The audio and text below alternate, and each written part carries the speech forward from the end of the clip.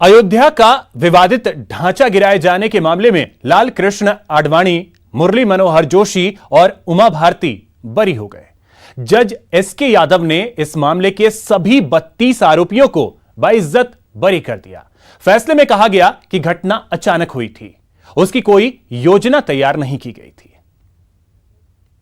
कोई निर्दोष है। हाँ, आज विजय हुई है। जश्न है, खुशी है, उत्साह है। वजह है अयोध्या का विवादित ढांचा गिराए जाने के मामले में सभी आरोपियों का बरी होना। जय श्री राम कह करके हमने इसका स्वागत किया। कोई षड्यंत्र या किसी प्रकार का ऐसा आयोजन नहीं था, वो अचानक हुआ। कांग्रेस ने एक साजिश के तहत अभियोग पंजीकृत कर दिया था। विवादित ढांचा ढहाए जाने के मामले में लखनऊ स्थित सीबीआई की स्पेशल कोर्ट ने सभी 32 आरोपियों को बरी करने का फैसला सुनाया, तो देश भर के महंतों की खुशी भी चौगुनी हो गई। इतना खुश हुआ कि उसके मुख से जय श्री राम और महादेव के अलावा कुछ नहीं निकल रहा है। कोर्ट का फैसला आने के बाद कानून मंत्री रविशंकर प्रसाद ने लाल कृष्ण आडवाणी से घर जाकर मुलाकात की, तो वहीं कांग्रेस पार्टी ने इस फैसले पर आपत्ति जताई। 9 नवंबर 2019 के निर्णय के मुताबिक बाबरी मस्जिद को गिराया जाना एक गैर कानूनी अपराध था, पर विशेष अदालत ने सब दोषियों को बरी कर दिया। इस हाई प्रोफाइल मामले में भारतीय जनता पार्टी के बड़े नेताओं पर आरोप लगे थे, मसलन लाल कृष्ण आडवाणी, मुरली मनोहर जोशी, उमा भारती और कल्याण सिंह। लेकिन विशेष अदालत के इस फैसले से सभी 32 आरोपियों के दाग धुल गए। स्पेशल कोर्ट का आज का जो निर्णय हुआ है वह अत्यंत महत्वपूर्ण है और हम सब के लिए बहुत खुशी का प्रसंग है। 6 दिसंबर 1992 को अयोध्या में जो हुआ, उस पर सीबीआई की विशेष अदालत के जज एसके यादव ने साफ कर दिया कि विवादित ढांचे को ढहाए जाने की घटना पूर्व नियोजित नहीं थी। 351 गवाहों की गवाही से उन्होंने पाया कि किसी अभियुक्त गण के खिलाफ कोई मामला नहीं बनता है। न तो संघ परिवार, न बीजेपी, न विश्व हिंदू परिषद के नेताओं का प्रत्यक्ष या अप्रत्यक्ष कोई योगदान था। हालांकि दूसरा पक्ष कोर्ट के इस फैसले का विरोध कर रहा है। असदुद्दीन ओवैसी ने इसे काला दिन करार दिया, तो वहीं जफर याब जिलानी ने इस मामले को ऊपरी अदालत में ले जाने की बात कही। बहुत गलत सी बात है और हम समझते हैं कि अब इस मुल्क में अकलियतों को इंसाफ मिलना मुश्किल हो गया है। का ये फैसला सीबीआई कोर्ट का भारत की अदालत की तारीख का एक काला दिन है। जजमेंट आज का जो है वो एविडेंस के भी खिलाफ है और लॉ के भी खिलाफ है, लिहाजा इसमें जो फाइंडिंग दी गई है वो एरोनियस हैं, तो उसके खिलाफ हाई कोर्ट में रेमेडी है। हाई कोर्ट में इसको चैलेंज किया जाएगा। आपको बता दें कि 6 दिसंबर 1992 को 10 मिनट के अंतराल पर 2 एफआईआर दर्ज हुई थी, जिसमें 48 लोगों को आरोपी बनाया गया था। लेकिन उनमें से 16 लोगों की मौत फैसला आने के पहले ही हो चुकी है। बाकी बचे 32 आरोपियों में से 26 आरोपी फैसले के वक्त कोर्ट में मौजूद रहे, जबकि 6 आरोपी यानी लाल कृष्ण आडवाणी, मुरली मनोहर जोशी, उमा भारती, सतीश प्रधान, महंत नृत्य गोपाल दास और पूर्व मुख्यमंत्री कल्याण सिंह वीडियो कॉन्फ्रेंसिंग से कोर्ट रूम से जुड़े। Bureau report, news 18 network. वहीं बाबरी केस में फैसले पर मुख्यमंत्री अशोक गहलोत की भी प्रतिक्रिया आई है। सीएम ने ट्वीट किया है और अपनी प्रतिक्रिया उन्होंने दी है। विशेष कोर्ट के फैसले पर अपनी प्रतिक्रिया दी है। उन्होंने कहा है कि विशेष कोर्ट का फैसला आश्चर्यजनक है। सुप्रीम कोर्ट ने पहले ही विध्वंस पर टिप्पणी की थी, विध्वंस को कानून का उल्लंघन बताया था। तो आपको बता दें कि मुख्यमंत्री अशोक गहलोत ने ट्वीट किया है और लिखा है ट्विटर पर, बाबरी विध्वंस मामले में विशेष कोर्ट का फैसला आश्चर्यजनक है।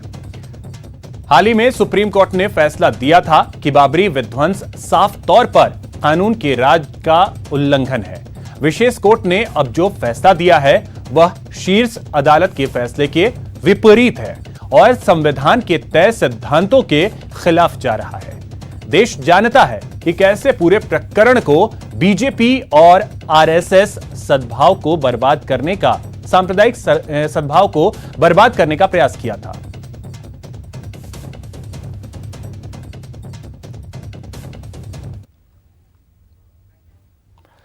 अयोध्या में विवादित ढांचे के मामले में सभी आरोपियों को बरी किए जाने पर केंद्रीय मंत्री गजेंद्र सिंह शेखावत ने अदालत के फैसले का स्वागत किया। हर एक फैसले निर्णय, चाहे वो कहीं से आए, चाहे वो संसद से आए और चाहे वो न्यायालय के मंदिर से आए, उसके ऊपर जो है प्रश्न चिन्ह लगाना, लोगों को भ्रमित करना। कुछ लोग अपनी इस आदत से बाज नहीं आ रहे, लेकिन देश की जनता इन विषयों को समझती भी है और इन विषयों का सरकारी नौकरी की हसरत लिए बेरोजगार अभ्यर्थी लंबे अरसे से प्रतियोगी परीक्षाओं की तैयारी कर रहे हैं, लेकिन विभिन्न सरकारी विभागों की करीब 50,000 से ज्यादा पदों की भर्तियों की तारीखें तय नहीं है और न ही इन भर्तियों के विज्ञापन जारी हुए हैं। कोरोना काल के बाद जब परीक्षाएं होने लगी तो राज्य के 15 लाख बेरोजगार अभ्यर्थियों में भी भर्तियों को लेकर उम्मीदें जगी हैं। सबसे पहले आपको बता दें कि बजट के मुताबिक किन विभागों में कितने पदों पर भर्तियां होनी है। ग्राफिक्स के जरिए वो आपको बता रहे हैं। सहकारिता विभाग में 1000 भर्तियां हैं। शिक्षा विभाग की बात कर ली जाए तो यहां 41,000 भर्तियां जो हैं वो होनी है। ग्रामीण विकास एवं पंचायती राज विभाग में 1039, गृह विभाग में 5,000 भर्तियां। तो बेरोजगारों की उम्मीदें हैं। सामान्य प्रशासन विभाग में 200। 19 में दिसंबर में रीट शिक्षा भर्ती 31,000 की घोषणा की थी, लेकिन अभी तक फिर उन्होंने अगस्त में पेपर एग्जाम होने का कहा था, लेकिन अभी तक ना तो पैटर्न जारी हुआ है, ना परीक्षा की तिथि घोषित हुई है। अब बेरोजगार बहुत दिनों से मेहनत कर रहे हैं, लेकिन अभी तक उनका कुछ भी नहीं हो रहा है। मैं फर्स्ट ग्रेड की व्याख्याता भर्ती की इंतजार कर रहा हूं। माननीय मुख्यमंत्री और शिक्षा मंत्री ने 8 महीने पहले 3,000 व्याख्याता पदों की घोषणा की थी, लेकिन 8 महीने बीत जाने के बाद में अभी कोई विज्ञप्ति जारी नहीं हुई है। भर्तियों का इंतजार देखो, जैसे बिजली विभाग की 2019 की भर्ती अभी बाकी पड़ी हुई है, रीट 2020 की हैं, आरएस की भर्ती बाकी पड़ी हुई हैं। दौसा पुलिस और हरियाणा पुलिस ने संयुक्त कार्रवाई की है और पिछले 1 साल से फरार चल रहे हरियाणा के बदमाश सोनवीर जाट को गिरफ्तार किया है। आपको बता दें कि बदमाश सोमवीर जाट कुश्ती प्लेयर था और उसने अपनी प्रेमिका नेशनल ताइक्वांडो प्लेयर सरिता जाट की गोली मारकर हत्या की थी। आरोपी सोमवीर पिछले कुछ दिनों से दौसा में फरारी काट रहा था और गणेशपुरा गांव में किराए का मकान लेकर वहां रह रहा था। फिलहाल आरोपी को हरियाणा पुलिस को सुपुर्द कर दिया गया।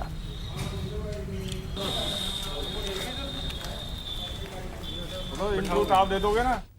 हरियाणा से एक पुलिस टीम यहाँ से आई थी एक मर्डर के सिलसिले में, एक अभियुक्त की तलाश में, जिनकी हरियाणा पुलिस को इमदाद दे करके एक ओमवीर जाट नाम का आरोपी जो 1 वर्ष पहले वहाँ पे हरियाणा के अंदर बिलासपुर थाने में एक महिला का कोई मर्डर किया था, उस मर्डर में वो वांछित था, जिसको दौसा कोतवाली थाना क्षेत्र में गणेशपुरा गांव में गोपनीय सूचना एकत्रित करके दबिश लेकर के उसकी संयुक्त टीम की कार्रवाई में। अलवर जिले में खनिज विभाग में मलाई की लड़ाई में अधिकारी और कर्मचारियों में विवाद चर्चा का विषय बना हुआ है। खनिज विभाग के एमई केसी गोयल ने अपने कार्यालय के कर्मचारी अजित सिंह शेखावत से जान का खतरा बताते हुए उसके कार्यालय में आने पर ही पाबंदी लगा दी है। वहीं अजित सिंह शेखावत ने भी एमई से जान का खतरा बताते हुए उच्च अधिकारियों से शिकायत की है।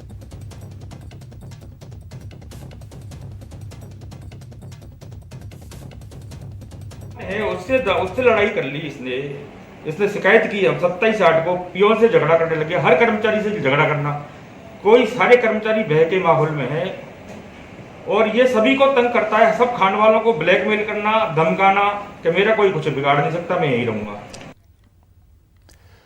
कोरोना की दवा बनाने का दावा करने वाले खुद कोरोना की चपेट में आ रहे हैं। जी हां, निम्स यूनिवर्सिटी के चेयरमैन डॉक्टर BS तोमर और उनके बेटे अनुराग तोमर कोरोना पॉजिटिव पाए गए हैं। यह खुलासा खुद अनुराग तोमर के सोशल मीडिया पर डाली गई पोस्ट से हुआ है। दोनों निम्स में इलाज इस वक्त ले रहे हैं। आपको बताते चलें कि पतंजलि के बाबा रामदेव ने निम्स यूनिवर्सिटी के साथ मिलकर कोरोनिल और श्वासनील नाम की दवा बनाई थी और इसे कोरोना की दवा बताकर जयपुर से इसे लॉन्च किया था। दावा किया गया था कि कोरोना के मामलों में यह 7 दिनों में 100% सकारात्मक परिणाम देती है। इस दौरान स्वामी रामदेव और आचार्य बालकृष्ण समेत निम्स यूनिवर्सिटी के चेयरमैन डॉक्टर बलबीर सिंह तोमर भी मंच पर मौजूद थे। बाद में दावों पर जब विवाद उठा तो आयुष ड्रग्स लाइसेंस अथॉरिटी ने नोटिस जारी कर इन दवाओं को कोरोना की दवा नहीं बल्कि इम्यूनिटी बूस्टर बताया था।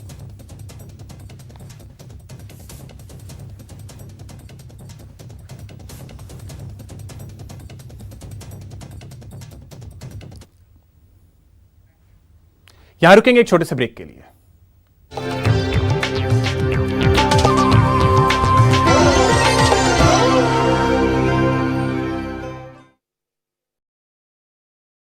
समस्या की, समाधान की बात होगी, हर एक सियासी घमासान की।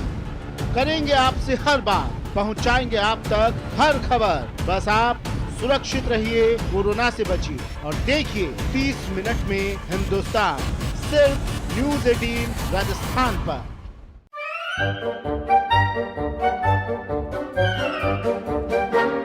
अखबार हुआ ठप, आउटडोर हुआ बेकार, टीवी ही दे रहा है विज्ञापन को तेज रफ्तार। करोड़ों दर्शकों तक न्यूज़ 18 पहुंचाएगा आपका ऐड।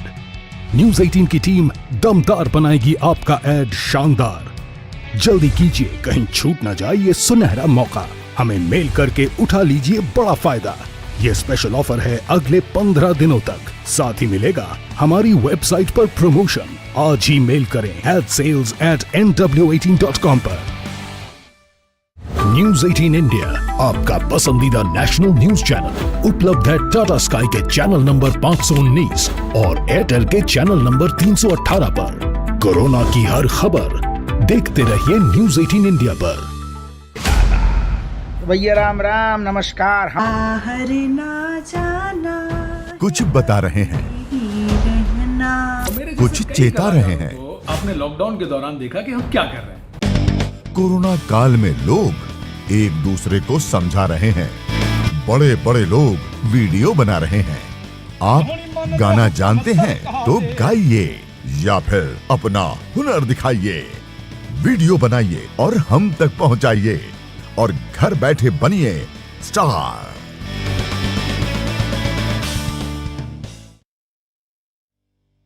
न्यूज़ 18 इंडिया, आपका पसंदीदा नेशनल न्यूज चैनल, उपलब्ध है डिश टीवी के चैनल नंबर 663 और D2H के चैनल नंबर 306 पर। कोरोना की हर खबर देखते रहिए न्यूज़ 18 इंडिया पर।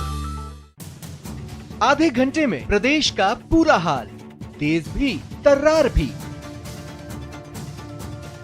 घड़ी मिला लें, हमारा वादा कम समय में ज्यादा से ज्यादा। 30 मिनट में राजस्थान। अहम है विचार सरकार के फैसलों पर। लोगों का रेजिस्टेंस सड़कों पर। जरूरी है खरी बात, हर किसी की भागीदारी पर। आप जो और सवाल उठाने से ही मिल पाएगा जवाब। उनकी चिंताएं किस तरह की? आप कोरोना से लड़िए, आपके लिए हम करेंगे कोरोना पर हर एक सवाल। प्राइम डिबेट सिर्फ न्यूज़ 18 राजस्थान पर। देश के दिल की हर बात, बात अपराध की, अपराधियों की, बात समस्या की, समाधान की।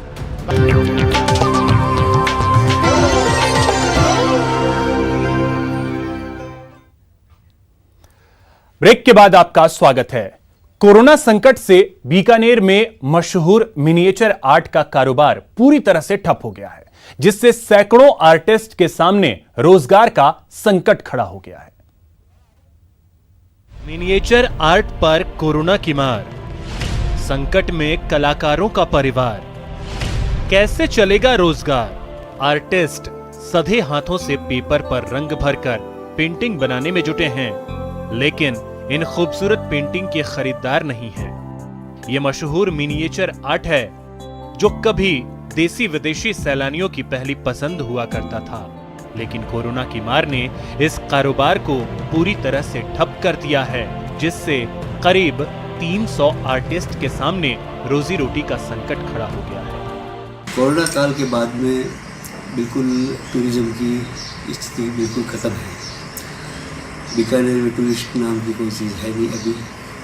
इससे पहले काफ़ी अच्छा था बाज़ार और सब दुकानदार भी खुश थे, गाइड सब खुश थे, लेकिन उसके बाद में अभी तक लोगों के पास रोजगार खत्म हो चुका है सब कुछ। मिनिएचर आर्ट में इंडियन हेरिटेज का खूबसूरत अंदाज छिपा है और इस कला की विदेशों में सबसे ज्यादा मांग थी, लेकिन कोरोना काल के बाद विदेशी सैलानी तो दूर, देसी सैलानी भी नहीं आ रहे, जिससे इस कला से जुड़े कलाकारों को अपने परिवार को पालने की चिंता सता रही है। उनके पास पेंटिंग बनाने का है लेकिन बेचने का साधन नहीं है। वो आर्टिस्ट कहाँ बेचेगा, किसको बेचेगा, क्योंकि शोरूम सारे बंद हो चुके हैं और लोगों ने धंधे अपने सारे बंद कर दिए हैं, तो आर्टिस्ट भी इधर उधर भटक रहा है बेचारा। कलाकारों को किसी तरह की आर्थिक मदद नहीं मिली है। ऐसे में मिनिएचर आर्टिस्ट को अब बस यही उम्मीद है कि हालात सुधरेंगे और उनके रोजगार का संकट खत्म होगा। न्यूज़ 18 के लिए बीकानेर से सतवीर सिंह राठौड़ की रिपोर्ट। बीकानेर में पुलिस ने अवैध शराब के खिलाफ अभियान चलाया है, जिसके चलते पुलिस ने मंगलवार रात कार्रवाई करते हुए एक पिकअप को जब्त किया। पिकअप में पुलिस ने 127 पेटी अवैध शराब बरामद की। साथ ही 2 आरोपियों को भी गिरफ्तार किया है। फिलहाल दोनों ही आरोपियों से पूछताछ की जा रही है।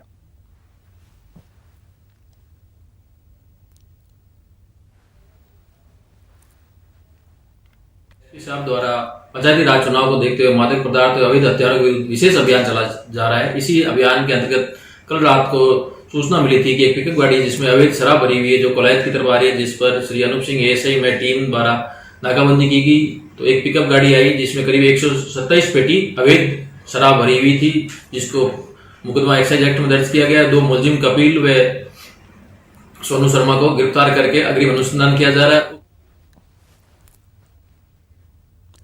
वहीं श्रीगंगानगर में भी पुलिस ने अवैध शराब के खिलाफ कार्रवाई की।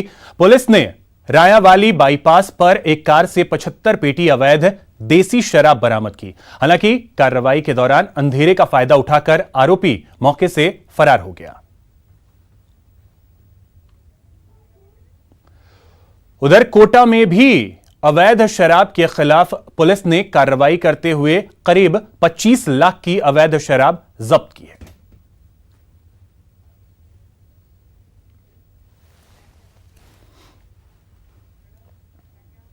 तो फिलहाल इस बुलेटिन में इतना ही। साथ ही आपको बता दें कि न्यूज़ 18 राजस्थान पर और भी खबरों को देखने के लिए आप विजिट कर सकते हैं हमारे वेबसाइट news18rajasthan.com पर। नमस्कार।